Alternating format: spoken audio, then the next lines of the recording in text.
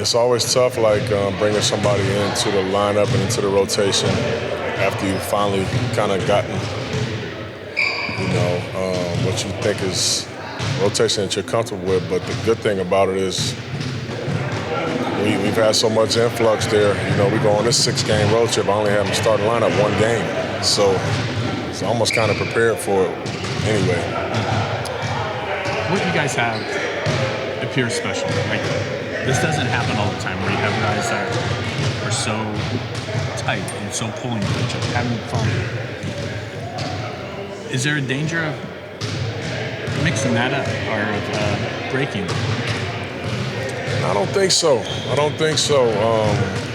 You try to think about everything, obviously, but I don't think so because if you know him, he's always been one of those guys anyway. It's the way that he's been able to, have the year that he had last year. His personality is fun and people love him, so he's always been that guy anyway, so you just add another one. That's the way that I see it. Where are you guys with him right now? Yeah, I think he's still progressing.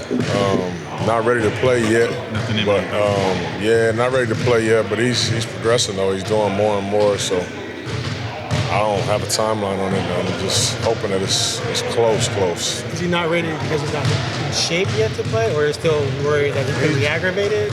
Yeah, he's just not ready, man. He's just not ready yet. I mean, you could talk to him about it, you know what I'm saying? But he's just not quite ready. He's not there yet, but he's getting closer. Some fans are confused about why, given the timetables that were given. As a player who's overcome injuries, what does that exactly mean when you're know you're not ready, but everyone else is like, what's wrong with you? Yeah, well, there's always two parts to any type of injury, especially when surgery's involved. You got the physical part, where you're working through a lot of stuff. You want to feel good about it, and when you start ramping up, you start getting more sore, because you've had time off, and you have a setback here or there by way of just pushing through, and then you have the mental component to it.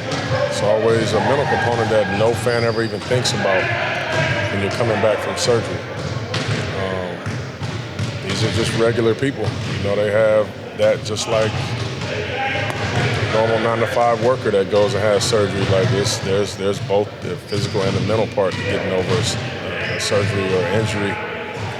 And with Gary, more than anything, he's had this a couple times, so it's just not easy. So we want him to be his best self when he does come back. Coach, how would you describe Jeremy's play so far?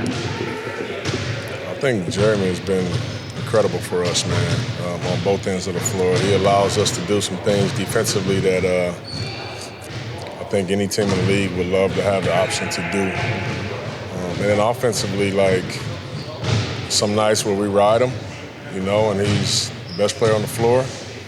And there's other nights where he's just kind of chipping in and, doing little small things that become very loud. So I just love him, and this is what I thought that it would look like when we got him.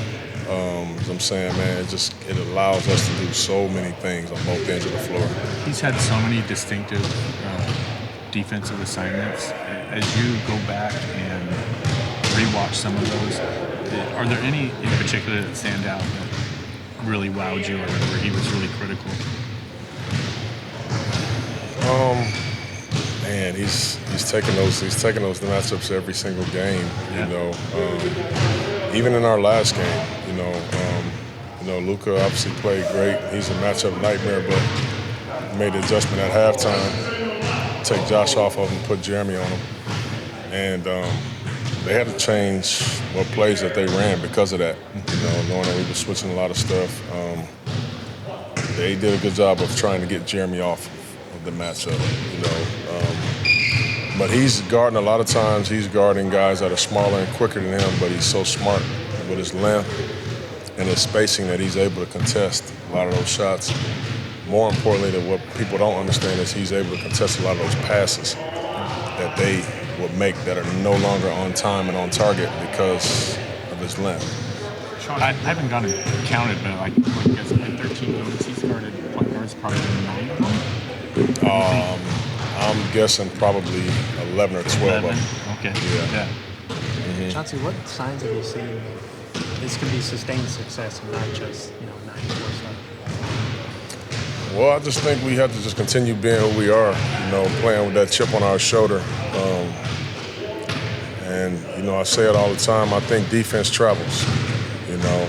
Offense, you never know if you're going to make shots that night, but if we're locked in defensively, if we're communicating defensively, you're going to give yourself a chance to win, and then you just depend on the talented players that you have offensively for us to figure something out. But I think anytime you become a defensive team, you can sustain that.